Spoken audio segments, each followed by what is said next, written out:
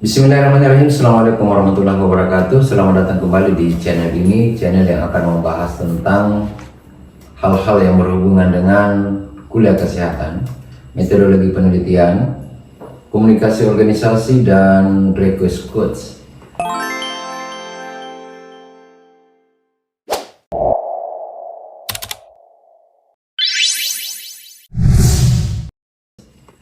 Pada video kali ini akan kita bahas tentang karakter komunikasi. Maka muncul pertanyaan tentang apa definisi daripada karakter komunikasi itu sendiri. Karakter komunikasi tentu itu berbeda dengan public speaking. Karakter komunikasi adalah merupakan sebuah gaya dan cara yang dimana dalam hal proses pembelajarannya berbeda antara satu orang dengan orang yang lain. Artinya, proses untuk memahami daripada metode dan teori daripada public speaking berbeda dengan karakter komunikasi. Yang menjadi pembedanya adalah sebagaimana ini adalah merupakan cara yang secara personal. Kenapa harus secara personal? Karena setiap orang memiliki pengalaman yang berbeda, latar belakang yang berbeda, pendidikan yang berbeda, tentu status sosial juga biasanya berbeda. Karena perbedaan tersebut tentu itu akan mempengaruhi daripada persepsi setiap orang. Setiap orang akan memiliki cara dan gaya persepsi yang berbeda satu dengan yang lain. Karena memiliki gaya yang berbeda tentu dengan alasan yang berbeda. Memiliki alasan yang berbeda yang dimaksud di sini adalah memiliki pengalaman yang berbeda, memiliki latar belakang yang berbeda, dan memiliki tingkat pengetahuan yang berbeda. Tentunya biasanya adalah faktor ekonomi yang berbeda dan juga sosial budaya yang berbeda bagi setiap orang. Karakter komunikasi ini adalah merupakan sebuah pengembangan yang dilakukan secara personal, secara pribadi untuk membangun kepribadian setiap orang. Kenapa bisa demikian? Sekali lagi jawabannya adalah setiap manusia itu adalah unik. Unik artinya berbeda antara satu dengan yang lain, sehingga proses untuk penyampaian gagasan, proses penyampaian ide yang biasa kita sebut komunikasi itu adalah juga dengan cara yang tentu sesuai dengan kemampuan daripada setiap orang. Akan muncul sebuah pertanyaan, apa sebenarnya yang akan dipelajari dalam karakter komunikasi? Ada 3 hal yang akan kita pelajari dalam karakter komunikasi itu sendiri. Apa saja ketiga hal tersebut? Yang pertama adalah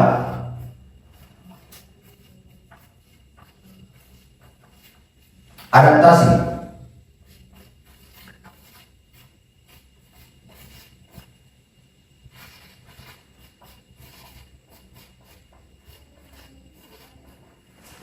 Ada 3 hal yang menjadi hal penting yang akan dipelajari dalam karakter komunikasi, yakni adaptasi, logika, dan estetika. Adaptasi ini adalah sebuah proses untuk penyesuaian diri atau menempatkan diri kita kepada orang lain. Sementara logika ini adalah merupakan sebuah proses untuk berpikir benar, yang dalam karakter komunikasi kita sebut dengan kecepatan berpikir.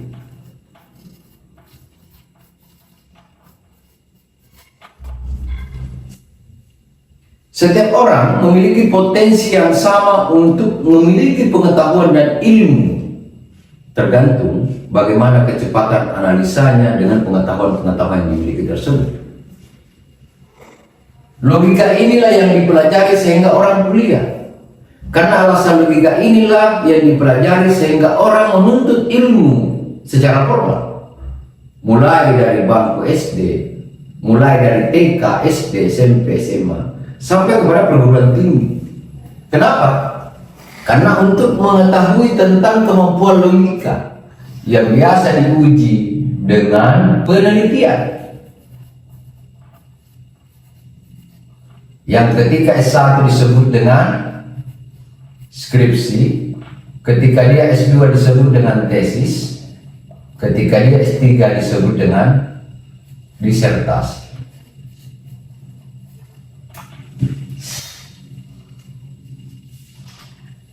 Skripsi, tesis, dan disertasi memiliki klaster yang berbeda, memiliki kelompok yang berbeda. Apa yang dilakukan sehingga ada proses pembelasteran daripada proses berlogika itu adalah untuk mengetahui tentang kemampuan pemahaman kita dari sebuah ilmu pengetahuan yang pada hakikatnya adalah menjawab mengenai kecepatan berpikir.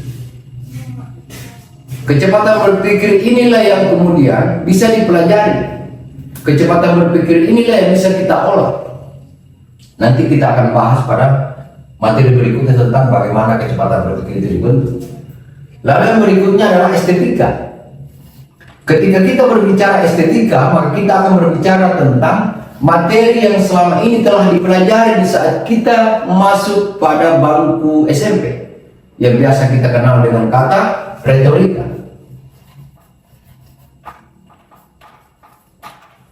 Retorika memiliki 3 komponen dasar yang penting. Tentu kita sudah mendapatkan dan memahami ini. Apa itu? Intonasi, mimik, dan penguasaan bahasa. Akan tetapi intonasi saja tidak cukup. Dia membutuhkan daripada logika, dia membutuhkan adaptasi. Karena proses untuk bagaimana mentranslasi tentang adaptasi, logika, dan estetika tersebut, lalu kemudian mencoba mengkombinasikan tentang retorika yang selama ini kita pelajari, tapi kita tidak menghasilkan orang yang memiliki kemampuan bahasa yang bagus, maka lahirlah yang namanya konsep karakter komunikasi.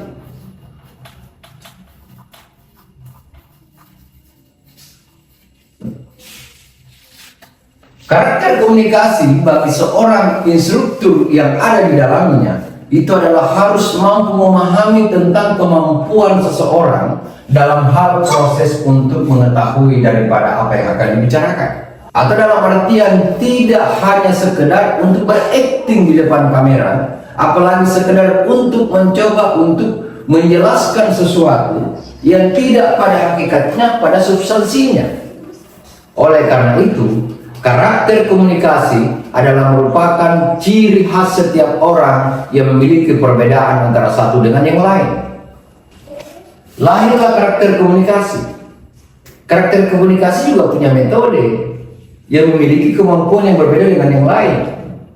Yang dulu orang mengenalnya dengan impas pilar. Tentu kita akan bertanya, apa itu impas pilar, kan? Bagi kita yang mau mempelajari tentang karakter komunikasi, impas pilar adalah sesuatu yang sangat mudah untuk kita pelajari. Dan video ini sangat penting buat Bapak Ibu adik-adik semua. Kenapa? Karena untuk latihan tentang public speaking itu bisa dengan belajar pada channel ini.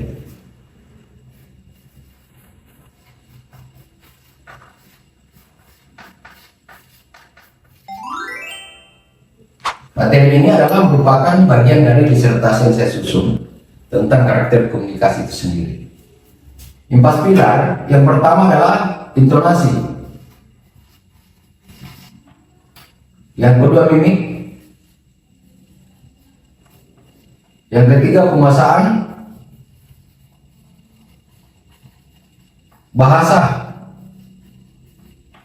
yang ketiga empat penampilan,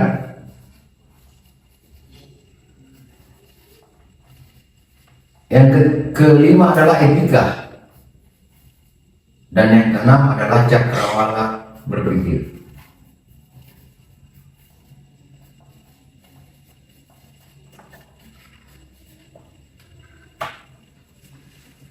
Intonasi, mimik, penguasaan bahasa, penampilan, etika, dan cakrawala berpikir. 6 komponen ini kalau kita sudah menguasai dan sudah latihan, maka tidak perlu lagi bertanya tentang bagaimana caranya supaya tidak gugup di depan orang banyak. Ketika kita sudah menguasai 6 metode ini, maka tidak perlu lagi bertanya bagaimana caranya menjawab pertanyaan orang lain. Ketika sudah menguasai 6 metode ini, maka kita tidak perlu lagi bertanya tentang bagaimana menghadapi sebuah penampilan ketika misalnya kita akan tampil sementara kita tidak ada persiapan. Impas pilar telah memberikan sebuah metode dan cara kepada orang kita semua untuk bagaimana menguasai materi menguasai ilmu pengetahuan mengenai kemampuan komunikasi di depan publik itu tidak harus dengan persiapan yang memakan waktu yang cukup lama atau cukup banyak. Untuk hal tersebut, materi-materi ini akan kita jelaskan pada video berikutnya. Maka jangan lupa untuk menonton video-video yang akan kami tayangkan. Yang jelas pada prinsipnya adalah kami ingin orang-orang yang memiliki kepercayaan diri yang rendah itu bisa dipupuk dengan kepercayaan dirian dengan banyak menonton daripada materi-materi yang dipertontonkan atau diperlihatkan pada channel ini. Terima kasih buat Anda semua, salam sukses selalu. Ketika ada hal yang dibutuhkan silakan isi pada kolom komentar yang ada di bawah. Terima kasih. Assalamualaikum warahmatullahi wabarakatuh. Thank you.